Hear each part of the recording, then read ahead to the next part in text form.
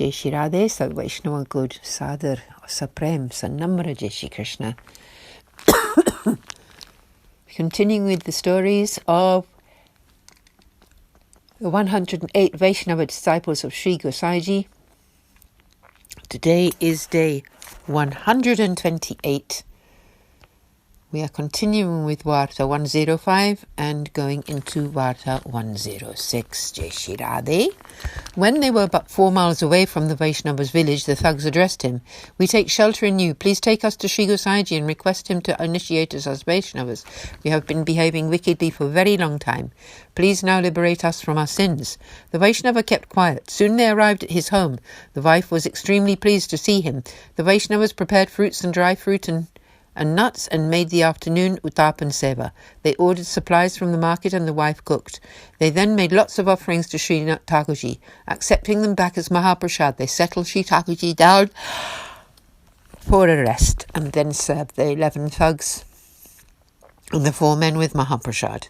They arranged a separate place for them to sleep. In the morning, the Vaishnava called the 4 men and relieved them of their service. He honoured them with suitable payment and sent them back to their own homes. He then offered the thugs expense money. They refused, saying that the only thing they wanted from him was to help them to become Sri Gosaiji's disciples. He told them that he would be going to Gokul soon in a month and that they should live in a separate house until then and that he would pay for their expenses if need be. The thugs replied that they had enough to live on at that time. "We will go to Gokul with you when you go." The Vaishnava agreed.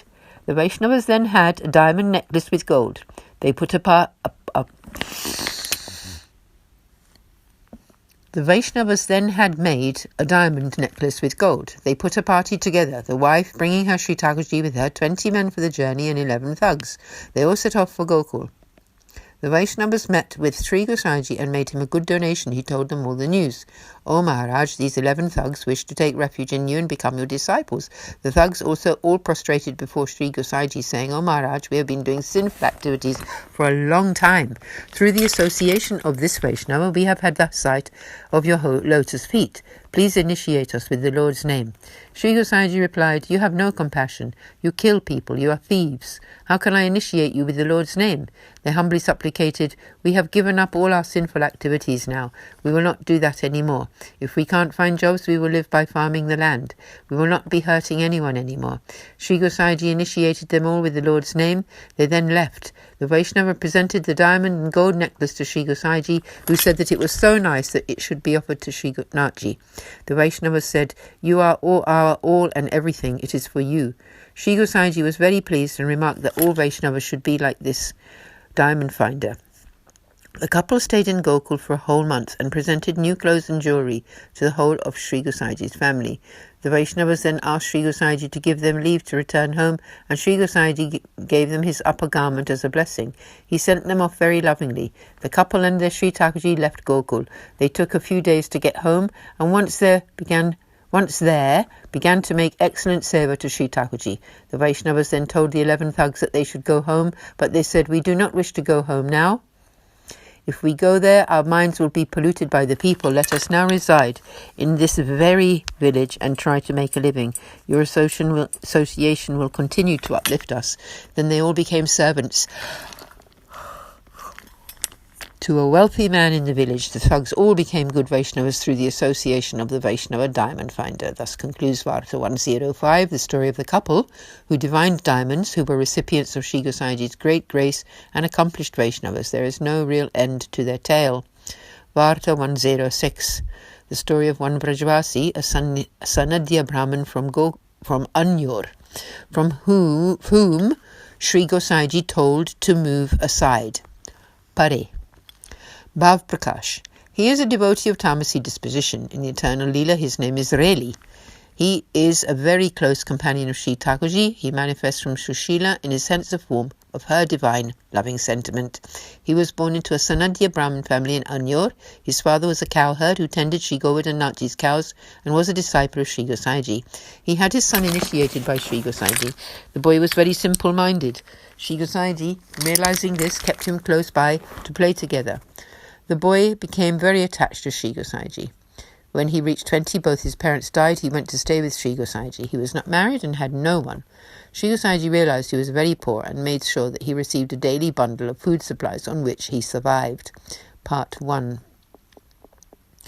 One day a Vaishnava came to see Sri Gosaiji. He supplicated, "O Raj, please bless me by granting me a Sri Thakurji to serve." Sri Gosaiji graced him by giving him a swarupa of Sri Madan Mohanji. The Vaishnava brought that Sri Thakurji back to his camp with him. He had a thought. Sri Gosaiji has presented me with this Sri Thakurji swarupa, but he did not tell me what his name is. How will I be able to serve him nicely if I do not know his name? He went back to Sri Gosaiji and said, "O Maharaj, what is my Sri Thakurji's name?" He happily replied, "Sri Madan Mohanji." At that moment, the Brahmin boy was standing close by. He heard this conversation and concluded that Sri Gosaiji told everyone the name of their Sri Thakurji. He decided to ask him what his Sri Thakurji's name was, so that he too would be able to nicely serve him. The Vrajvasi Brahmin boy piped up, "O Maharaj, what is my Sri Thakurji's name?" At that moment, Sri Gosaiji was talking to the other Vaishnava and did not hear what the boy had said, and so the boy began to climb up onto Sri Gosaiji's seat. Sri Gosaiji caught hold of his hand and said, "Pare," or "move aside." Pare. The Brahmin boy thought that just as Sri Gosaiji grants Sri Thakurji's seva to everyone, he had now given him a swarupa as well, and that his name was Pare. The Vrajvasi boy then went to the storehouse manager and said, "Today you must give me supplies for 2. The manager asked, "What will you do with 2 lots of supplies?" The boy replied, "Today Sri Thakurji has given me my Sri Thakurji named Pare, so I will need 1 lot for myself and 1 lot for him." The manager thought to himself, Sri Gosaiji is always happy with this Vrajvasi boy, so I must indulge him. He gave him 2 bundles. The boy took them both to Bilchukund and did his cooking. He served out 2 equal plates. He began to shout out, "Oh, Pare, my brother, come soon." He shouted like this over and over again. Then he shouted, "Oh, brother, if you're going to come, then please come. Otherwise, I shall put these 2 plates into the lake." He picked up the 2 plates and was about to throw them into the water when Sri Govardhanaji, seeing this, thought to himself, "This boy is so innocent and silly." He did not understand what Sri Gosaiji had said to him. He will die of hunger, and Sri Gosaiji will not be able to enjoy their play together. With this in mind, Sri Govardhanaji rushed to where the Vrajvasi boy was. He addressed the boy. "Oh, brother, I am here." The boy piped up, "Oh, brother, you are very late. The bread and lentils have become cold. If you do this again, I shall not bring you your share any more. You will have to find someone else to make it for you." Sri Govardhanaji said, "But, oh, brother, today is the first day, hence I was late. Tomorrow I shall come on time." The 2 of them sat down to partake of the meal. Sri Govardhanaji asked him for some more lentils. The Vrajvasi boy replied, "Oh, brother, you have got the same amount on your plate as I have on mine. I did not take more for myself. If you want, we can switch plates." Sri Govardhanaji said, "Just take a little more bread from my plate to yours." The Vrajvasi boy said, "I will neither take nor give anything from either plate." Hearing this, Sri Govardhanaji began to laugh and happily partook of the meal. Bhav Prakash. A question arises from this tale. Sri Gosaiji had not given any swarup to the boy to serve. When he had said the word Pare, he was in fact telling the boy to move to one side. Why then would Srinathji come to him when he called him Pare? The answer here is that Sri Gosaiji's speech manifests as reality. In whatever way and with whatever feeling one follows his words, that action and mood will actually manifest. The Brajvasi boy took Sri Gosaiji's words as the form of the Lord and had full and firm faith in them. Therefore, on hearing that name, Srinathji was obliged to come there. Faith is an extremely powerful thing. Thus concludes the reading for today. We will continue tomorrow.